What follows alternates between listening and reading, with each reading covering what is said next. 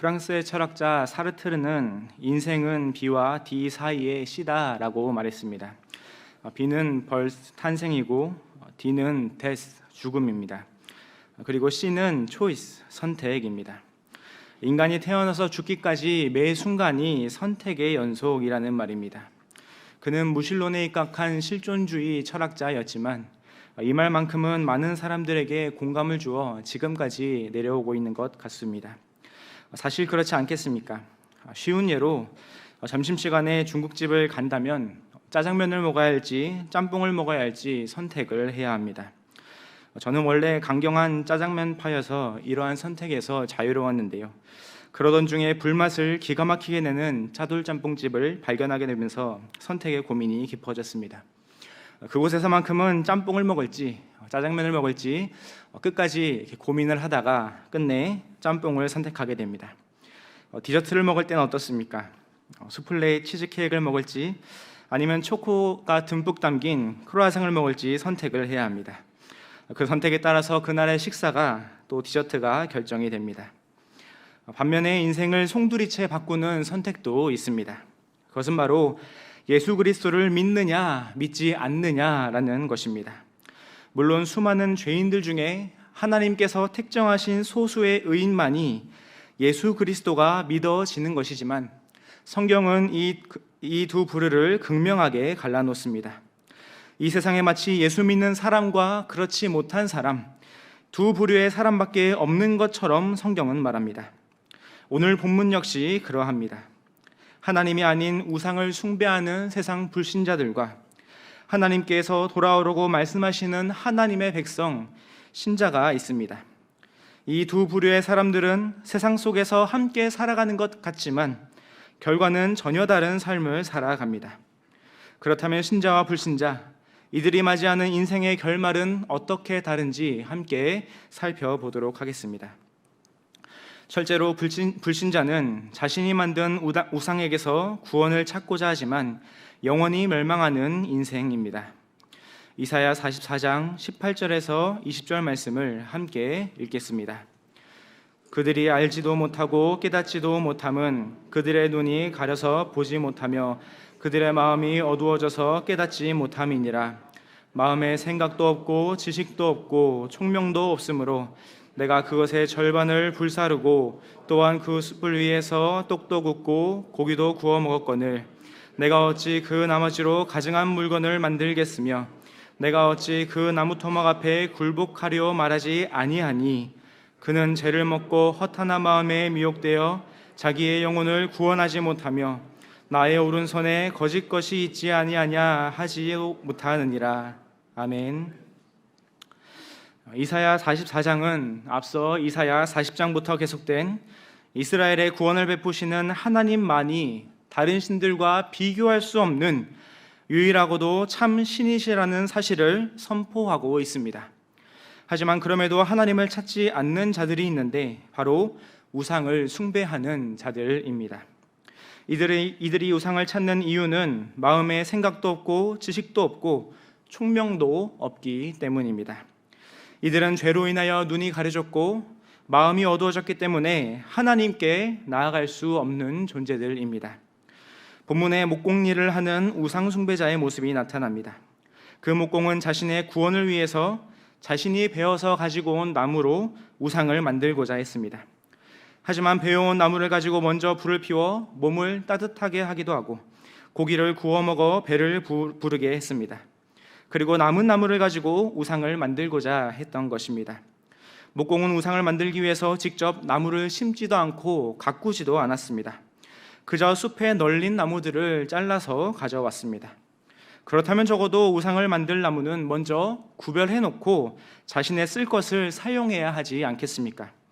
하지만 그 목공은 먼저 자신의 배를 불리고 몸을 따뜻하게 한 뒤에 남은 나무들로 우상을 만들고자 했던 것입니다.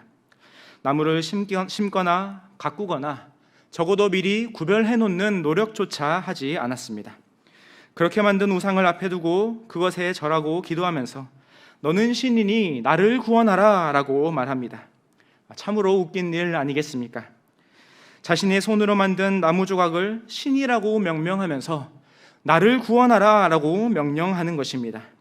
도대체 누가 우위에 서 있는 것이겠습니까?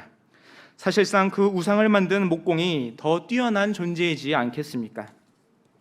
그 나무 조각에게 구원하라고 명령하기보다 그 우상을 만든 자신에게, 바로 신을 만들고 구원을 명령하는 자기 자신에게서 구원을 찾는 것이 더 빠른 길일 것입니다. 조금만 생각해 보아도 이게 얼마나 말도 안 되는 모순인지 알 수 있습니다.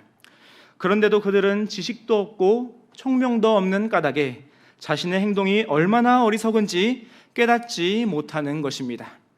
자신이 만든 나무 조각을 향해 너는 신이니 나를 구원하라 라고 말하는 우상 숭배자의 어리석은 모습을 이사야 선지자는 죄를 먹는 자라고 비유합니다. 아무리 먹어도 배가 부르지 않는, 아무것도 없는 허상 같고 결국 자기 몸만 상하고 마는 잿더미를 먹는 것과 같은 것이 바로 우상 숭배자의 실상입니다. 또한 허탄한 마음에 미혹되어 자기 영혼을 구원하지 못하는 자입니다. 나의 오른손에 거짓 것이 있지 아니하냐, 즉 나의 손에 쥐어진 이 우상이 참인가 거짓인가 깨닫지도 못하는 것입니다. 죄에 빠져서 허탄한 것들을 쫓으면서도 그것이 얼마나 허무하고 보잘것없는지 알지 못합니다.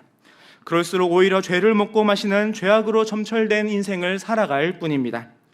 인간의 눈으로 보기에는 그들의 삶이 아무리 화려하고 잘 살아 보여도 그들의 삶은 결국 허무하게 끝날 수밖에 없습니다. 왜냐하면 그들이 의지하는 우상은 그게 무엇이든지 간에 그들을 구원할 수 없기 때문입니다. 그 인생의 결말은 지옥에서 영원히 고통받는 저주받은 삶을 살아갈 것입니다. 이 땅에서는 그들이 배부르게 먹고 몸을 따뜻하게 할 수 있을지는 몰라도 이 찰나 같은 인생이 끝나면 영원한 고통이 시작되는 것입니다. 이것이 바로 허탄한 마음에 우상을 쫓으며 살아가는 세상 불신자들의 결말이자 영원한 삶입니다. 최근에 흥미로운 뉴스 기사를 읽은 적이 있습니다. 혹시 나는 솔로라는 TV 프로그램을 아십니까? 커플이 아닌 솔로 남녀가 나와서 며칠 동안 함께 지내면서 서로의 연인을 찾는 프로그램입니다. 지금은 폐지되었지만 예전에 인기 있었던 짝이라는 TV 프로그램과 비슷합니다. 그런데 이 나는 솔로라는 TV 프로그램을 모방해서 불교 측에서 사찰 만남 템플스테이를 운영한다고 합니다. 미혼 남녀가 템플스테이를 통해서 자연스럽게 연인으로 이어지도록 유도하는 방식인데요. 미혼 중생들을 구제한다라는 명목하에 진행되는 이 행사의 이름은 나는 절로였습니다. 나는 절로 간다, 뭐 이런 의미인 것 같은데요. 목적대로 많은 커플이 탄생하여 미혼 중생들을 구제할 수 있을지는 몰라도 그들의 영혼까지는 구원할 수 없습니다. 하나님을 섬기지 않는 모든 우상 종교도 사람의 영혼을 구원할 수 없는 것은 꼭 마찬가지입니다. 물론 세상 불신자들도 진리를 찾기 위해서 무던히도 노력했습니다. 구원을 찾기 위해서 몇백 년, 몇천 년의 역사 동안 탐구했습니다. 하지만 하나님을 제외한 채 진리를 찾는 노력은 모조리 물거품이 되고 말았습니다. 성경을 벗어나서 구원을 찾으려고 하니까 도무지도 찾을 수가 없는 것입니다. 그래서 그들은 결국 진리는 없다라고 결론을 내렸습니다. 절대 진리는 없고 그냥 내가 생각하는 것, 내가 느끼는 것, 그게 곧 진리다라는 생각이 자리 잡은 것입니다. 철저하게 자기중심적인 사고로 변화되는 것이 오늘날의 사회상입니다. 그러다 보니 오늘날 유행하는 단어가 하나 있는데요. 바로 도파민이라는 단어입니다. 어떤 즐거움을 느낄 때 분비되는 신경물질인 도파민과 게임에서 물건을 수집할 때 사용하는 단어인 이 파밍이라는 단어가 합쳐져서 도파민이라고 부릅니다. 일시적인 즐거움과 쾌락을 파밍하듯이, 즉 수집하듯이 쫓아가는 현대인의 모습을 비판했습니다. 먼 미래를 내다보며 인고의 시간을 참고 견디는 것이 아니라 지금 이 순간 나 자신에게 주는 쾌락과 유흥에 더 집중하는 것입니다. 아주 간단한 예로 요즘 유행하는 쇼츠나 릴스 등 숏폼 형태에 빠져들고 있는 것이 대표적인 모습입니다. 때론 간결한 정보 전달로 도움을 주는 경우가 있기는 하지만 짧은 시간에 큰 자극을 주는 내용이 절대 다수인지라 전문가들조차 우려를 표하고 있습니다. 한 번뿐인 인생 내 마음대로 즐겨라 라며 현재 자신의 행복과 쾌락을 중요시하는 욜로 사상이 다양한 형태, 다양한 모습으로 계속 양산되고 있습니다. 세상 불신자들은 이제 어떤 우상을 만들어내는 것이 아니라 그 우상의 자리에 자기 자신을 올려놓습니다. 성경의 절대 진리를 거부하고 자기를 숭배하며 자기가 최고라는 착각 속에서 빠져 살아가고 있습니다. 인간이라는 존재가 얼마나 나약하고 부질없는 존재인지 그들의 눈이 가려지고 마음이 어두워서 여전히 깨닫지 못하는 것입니다. 그러므로 세상 불신자들의 결말 또한 신자와 완전히 다를 수밖에 없습니다. 허탄한 마음에 미혹된 불신자들은 결국 그들의 삶이 허무함 그 자체로 끝난다는 사실을 죽기 직전에야 겨우 깨닫는 인생입니다. 하지만 그때는 이미 늦었고 결국 그 인생의 끝은 멸망에 이르게 됩니다. 그러므로 하나님이 아닌 다른 것을 숭배하는 것은 모두 다 우상이 될 수밖에 없으며 그것을 숭배하는 자들의 결과는 영벌 심판밖에 없다는 사실을 꼭 기억하시는 성도님들 되시기 바랍니다. 둘째로 신자는 하나님께서 베풀어 주시는 구원으로 인하여 영원히 하나님을 찬양하는 복된 인생입니다. 이사야 44장 21절에서 23절 말씀을 함께 읽겠습니다. 야곱아 이스라엘아 이 일을 기억하라. 너는 내 종이니라. 내가 너를 지었으니 너는 내 종이니라. 이스라엘아 너는 나에게 잊혀지지 아니하리라. 내가 내 허물을 빽빽한 구름같이 내 죄를 안개같이 없이 하였으니 너는 내게로 돌아오라. 내가 너를 구속하였음이니라. 여호와께서 이 일을 행하셨으니 하늘아 노래할지어다. 땅의 깊은 곳들아 높이 부를지어다. 산들아 숲과 그 가운데의 모든 나무들아 소리내어 노래할지어다. 여호와께서 야곱을 구속하셨으니 이스라엘 중에 자기의 영광을 나타내실 것임이로다. 아멘. 우상 숭배자들의 비참한 결말을 조명했던 이사야 선지자는 이제 택한 백성들을 부르시는 하나님의 음성에 집중합니다. 하나님께서는 야곱아 이스라엘아 이 일을 기억하라 라고 말씀하십니다. 여기서 이 일이란 학자들에 따라 의견이 분분하지만 대체로 21절 하반절 이하의 내용을 기억하라는 의미가 강합니다. 하지만 앞에 설명되었던 우상 숭배자들의 허무함을 기억하라는 내용을 포함해도 이상하진 않습니다. 왜냐하면 이후로 나오는 내용이 우상과 극명하게 대조되는 하나님을 나타내고 있기 때문입니다. 먼저 하나님께서는 이스라엘을 향해서 너는 내 종이니라 라고 말씀하십니다. 그 뒤에 한 번 더 반복함으로써 이스라엘 백성들이 하나님의 종이라는 정체성을 강조하고 있습니다. 이는 우상 숭배자들이 우상을 향하여 너는 나의 신이다 라고 말하는 것과 대조됩니다. 우상은 사람에 의해 신으로 명명되었지만 하나님은 그런 우상과는 달리 당신의 택한 백성들을 향해 너는 내 종이니라 라고 선포하시는 능력 있는 하나님이십니다. 즉 이스라엘 백성들은 완전히 하나님께 속한 자들이었습니다. 이스라엘 백성들이 어떻게 하나님의 종이 되는 것이겠습니까? 그 이유에 대해서 내가 너를 지었으니 내가 너를 지었다 라고 말씀하십니다. 이 역시 우상과 대조되는 모습입니다. 우상은 하나님의 피조물인 나무에서 시작해서 사람의 손에 의해 만들어졌습니다. 하지만 하나님은 그 사람을 만든 창조주이십니다. 하나님께서 사람을 지으셨으니 사람의 주권은 당연히 하나님께 있는 것입니다. 온 인류의 생사 여탈권이 하나님의 손에 달려 있습니다. 그런 하나님께서 그 중에 이스라엘 백성들을 택하시고 그들에게 너는 내 종이니라 라고 선포하셨으니 이스라엘은 하나님의 백성이 될 수밖에 없습니다. 이에 더해서 우상과 하나님이 극명하게 대조되는 부분이 있습니다. 바로 22절 하반절에 내가 너를 구속하였음이니라 라는 말씀입니다. 앞서 우상은 어떠했습니까? 우상 숭배자의 손에 의해 만들어져서 그로부터 너는 나를 구원하라 라는 역할을 부여받았습니다. 하지만 하나님은 사람에 의해서 구원의 역할을 부여받은 부족하기 짝이 없는 우상과 같은 신이 결코 아니셨습니다. 내가 너를 구속하였다 라고 선포하십니다.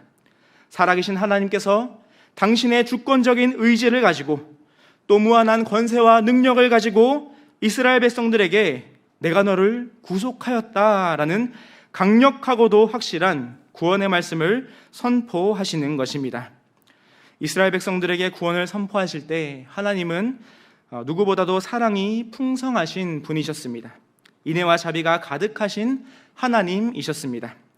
죄인에 불과했던 이스라엘 백성들의 죄를 용서하여 주셨기 때문입니다. 빽빽한 구름같이 이스라엘의 죄가 가득했고 짙은 안개같이 그들의 허물이 온 지면을 덮었습니다.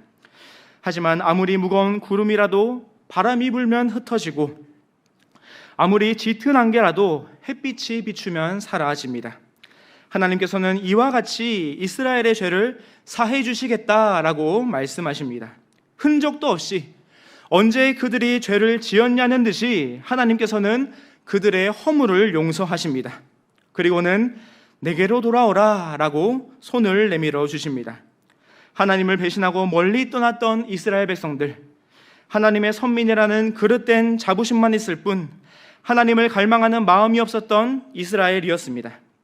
그런 그들을 향해서 하나님께서는 이제 그만 내게로 돌아오라 라는 회복의 메시지를 선포하십니다. 내가 너를 잊지 않았다. 너는 내가 택한 백성이며 너희 선조 아브라함과 맺었던 언약의 백성이다 라고 말씀하십니다. 그렇게 다시금 하나님께로 나와서 하나님은 이스라엘의 하나님이 되고 이스라엘은 하나님의 백성이 되는 회복에 초점을 하고 계십니다. 하나님은 그들을 구속하실 수 있는 충분한, 아니 완전한 능력을 갖고 계신 분이십니다.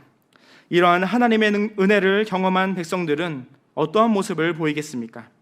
하나님께서 행하신 구원의 은총을 노래합니다. 하늘아 노래할지어다. 땅의 깊은 곳들아 높이 부를지어다. 산들아 숲과 그 가운데 있는 모든 나무들아 노래할지어다. 베풀어 주신 구원의 은혜에 감화감동하여서 뛸 듯이 기뻐하는 것입니다. 이스라엘을 기억하시는 하나님께서 앞으로도 계속해서 그들을 잊지 아니하실 것이기 때문입니다. 이것이 바로 신자가 누리는 진정한 복입니다. 하나님께서 베풀어 주시는 구원으로 인하여 영원히 하나님을 찬양하는 복된 인생을 살아갑니다. 이스라엘 백성들이 죄를 용서받고 바벨론 포로에서 구원받는 것과 비교할 수 없는 해방의 기쁨을 누린 자들이 있습니다. 바로 저와 여러분들입니다. 왜냐하면 저와 여러분은 누구와도 비교할 수 없을 만큼 가장 죄악으로 가득 찬 죄인이었기 때문입니다. 앞서 다루었던 세상 불신자들과 조금도 다를 바가 없는 죄인들이었습니다. 그런데 그런 우리를 하나님께서 먼저 주목하셨습니다. 지옥의 불구덩이로 달려가는 그 모습을 차마 두고 보지 못하시고 그 길을 막으셨습니다. 이를 위해서 하나님께서는 택자들의 모든 죄를 예수 그리스도께 담당시키셨습니다. 예수님께서는 이미 창세전에 하나님과 구속 언약을 맺으심으로써 당신의 택한 백성들을 구원하시기 위한 계획을 마련하셨습니다. 그리고 이 땅에 오셔서 멸시와 고난을 받으셨습니다. 우리는 여전히 제 잘난 맛에 살아가며 우리 자신을 최고로 여기는 죄악의 고공행진을 이어갈 바로 그때에 예수님께서는 우리의 죄를 담당하시고 골고다의 길을 오르셨습니다. 그리고 십자가에 못 박히심으로써 하나님의 저주의 진노를 혼자 감당하셨습니다. 그것은 원래 죄인된 우리에게 부어져야 마땅했던 심판이었습니다. 하지만 그 모든 짐을 예수님께서 십자가 상에서 홀로 감당하셨습니다. 하나님의 공의의 심판을 당하는 일은 살이 찢기고 피를 쏟아내는 것보다 수천 배, 수만 배는 더 고통스러운 일이었습니다. 저와 여러분은 평생에 그런 고통을 겪을 일이 없을 것입니다. 그렇게 그것이 얼마나 끔찍한 고통인지 감히 가늠조차 할 수 없는 진노의 잔을 예수님께서 홀로 감당하셨고 고난의 자리에 기꺼이 나아가셨습니다. 하나님께서는 우리를 구원하시기 위해 이 모든 일들을 계획하셨고 예수님을 통해서 한치의 오차도 없이 완벽하게 실행하셨습니다. 그리고 성령 하나님을 통해서 예수님께서 이루신 놀라운 구원의 은혜가 바로 우리를 위한 일이었다는 사실을 깨닫게 하셨습니다. 우리가 어떻게 이런 호사를 누립니까? 우리가 어떠한 존재이기에 절대자로부터 무한한 사랑을 거저받을 수 있단 말입니까? 우리는 날마다 죄를 향해 달려가는 죄인이었으면서도 부끄러운 줄을 몰랐던, 눈이 가려지고 마음이 어두웠던 존재에 불과했습니다. 하지만 하나님께서 그런 죄인조차 아무 조건 없이 사랑하여 주셨으며 일방적으로 구원을 예정하셨습니다. 참 놀라운 일이지 않습니까? 영벌이 확정된 죄인이 구원의 은혜를 거저받아 이제는 의인으로 칭함받고 살아가는 오늘의 삶이 그야말로 기적과도 같다는 사실을 기억하시기 바랍니다. 제가 좋아하는 어린이 찬양 중에 위대한 이야기라는 찬양이 있습니다. 그 내용은 예수님께서 행하신 놀라운 일이 있다는 것입니다. 물이 변하여 포도주가 되고 작은 도시락으로 5,000명을 먹이셨습니다. 하지만 그 중에서도 예수님께서 행하신 가장 놀라운 일이 후렴구에 나와 있습니다. 그것은 바로 오늘도 예수님 내 안에 살아계셔서 내 삶을 기적으로 채우시네 라는 가사입니다. 저와 여러분이 예수님을 믿고 구원받은 신자가 된 것은 당연한 일이 아니었습니다. 죽어 마땅했던 죄인인 우리의 죄가 사해지고 더 이상 사망의 저주에서 신음하지 않을 수 있는 것은 그야말로 꿈에서나 벌어질 법한 일이었습니다. 그런데 예수님께서 바로 그 꿈을 이루어 주셨습니다. 예수님을 구주로 믿었다는 사실 하나만으로 하나님께서는 우리의 모든 죄들을 사해 주시고 우리의 허물을 덮어 주셨습니다. 그리고는 더 이상 너는 죄가 없다라고 선언해 주십니다. 이 사실이 기적이 아니고 무엇이겠습니까? 물이 포도주로 변하는 것보다 물고기 2마리와 떡 5덩이로 5,000명을 먹이는 것보다 영원히 죽을 수밖에 없던 죄인인 우리 자신이 구원받았다는 사실, 이것이야말로 진짜 기적이고 놀라운 일인 것입니다. 혹 이러한 기적을 체험하고도 이 은혜를 경험하고도 여전히 하나님과 멀어진 채 살아가고 있지는 않습니까? 옛사람의 모습을 벗어버리지 못하면서 또 죄스러운 마음에 하나님께 나아가지도 못하는 영적 교착 상태에 빠진 경우가 있지 않습니까? 하나님께서는 그런 신자를 향해서 여전히 말씀하십니다. 내가 내 허물을 구름같이 내 죄를 안개같이 없이 하셨으니 너는 내게로 돌아오라. 너는 나에게 잊혀지지 아니하리라. 신자라고 하면서도 여전히 죄악으로 물든 인생을 살아가더라도 험난한 인생 여정으로 인해 하나님의 말씀대로 살아가겠노라 했던 다짐이 처참히 무너져 내려도 염치불구하고 다시 하나님께 나아가시기 바랍니다. 내게로 돌아오라라고 언제나 말씀하시는 하나님께 나아가 죄를 자복하시기 바랍니다. 그러면 하나님께서는 언제 그랬냐는 듯이 너는 나의 것이다. 나는 너의 하나님이고 너는 내가 택한 백성이다 라고 말씀해 주시며 안아주시고 죄와 허물을 안개같이 사해해 주십니다. 이러한 구원의 은혜를 체험한 성도라면 분연히 일어나서 하나님을 찬양하는 것이 마땅하지 않겠습니까? 구원의 하나님을 노래하며 마음에 넘치는 감사와 기쁨으로 하나님을 경배하는 삶을 살아가는 것입니다. 그리고는 끝내 저 영원한 천국에서 영원토록 하나님을 섬기는 복된 결말을 맞이하게 됩니다. 이처럼 신자는 하나님께서 베풀어 주시는 구원의 은혜로 인하여 죄사함을 받고 저 천국에서 영원히 하나님을 찬양하는 진정한 행복자의 인생을 살아간다는 사실을 확신하는 경향의 성도님들 되시길 바랍니다. 성도 여러분, 그리고 헌신을 다짐하시는 29, 30, 31 여전도회 회원 여러분, 불신 친구들과 만나는 자리에서 항상 빠지지 않는 이야기거리가 있다면 그것은 아마도 자랑일 것입니다. 이번에 어디 해외여행을 갔다 왔다라거나 남편이 신상 명품백을 사주었다라는 등의 자랑입니다. 아마도 이번 설 명절에 친척들과 만나면 이러한 자랑들을 더욱 자주 들을 것입니다. 사실 이러한 자랑은 불신자들에게는 너무나도 당연한 일입니다. 그들이 내세울 것이라고는 이 세상의 자랑밖에 없기 때문입니다. 그렇기에 불신자들은 오로지 자기 자신만을 위해서 전부를 쏟아붓습니다. 어떻게 하면 더 잘 먹고 더 잘 살아가는 웰빙을 이룰지 심혈을 기울이며 투자를 아끼지 않습니다. 반면에 신자는 어떠합니까? 예수님 외에 자랑할 것이 없습니다. 예수 그리스도의 피로 구원받았음을 확실히 고백한 신자라면 이 세상에서 누리는 것보다 주님을 위해 살아가는 것을 더욱 귀하게 여깁니다. 우리는 이 사실을 저기 찬란히 빛나는 헌당기념물을 통해서 잘 알 수 있습니다. 그곳에 빽빽히 새겨진 이름들은 그 어떤 것보다도 아름답게 반짝이는 이름입니다. 그 이름들이 아름다운 이유는 그저 많은 헌금을 드렸기 때문이 아닙니다. 하나님께 드리고자 하는 헌신의 마음이 있었기 때문입니다. 보잘것없는 존재를 구원하여 주신 하나님께 무한한 감사와 영광을 올려드리며 가장 귀한 것도 아낌없이 내어드릴 줄 아는 신앙의 모습이기 때문입니다. 그 헌금을 자신의 이익을 위해 사용했다면 벌써 세상의 자랑이 넘치고도 남았을 것입니다. 하지만 그렇게 하지 않았습니다. 아무 조건 없이 자신을 사랑하여 주시고 구원의 은혜를 거저 베풀어 주시는 하나님의 놀라운 은혜를 받은 성도님들이 생애 최고와 전부까지 아낌없이 내어드린 것입니다. 내가 너를 구속하였다라는 하나님의 음성이 심령에 깊게 박힌 성도님들이 올린 순종이었습니다.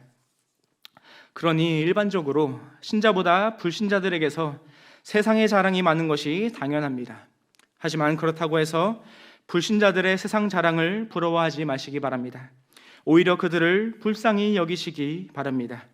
그들 중에서 택자가 있기를 간구하며 한 영혼이라도 교회로 걸음을 옮길 수 있도록 지혜롭게 권면하시기 바랍니다. 그들이 이 땅에서는 잠시 자신의 몸을 따뜻하게 하기도 하고 배를 채우게 할 수는 있을 것입니다. 하지만 허탄한 마음에 미혹된 그들은 결국 영원한 형벌을 받는 지옥의 불구덩이에 들어갈 뿐입니다. 반면에 신자는 어떠합니까? 비록 이 땅에서는 나그네와 같이 살아가고 때론 공고한 날들로 인해 궁핍하여질 때도 있을 것입니다.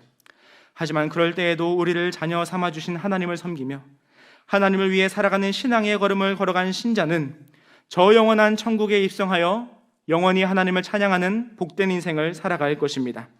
세월이 흘러도 세상이 변해도 절대 바뀔 수 없는 이 진리의 말씀을 확신하심으로써 허탄한 마음에 미혹된 불신자들의 모습을 바라보지 말고 값없이 우리를 사랑하여 주시고 구원을 선물로 주신 하나님께 매일의 삶 속에서 감사와 찬양과 영광을 올려드리시기 바랍니다.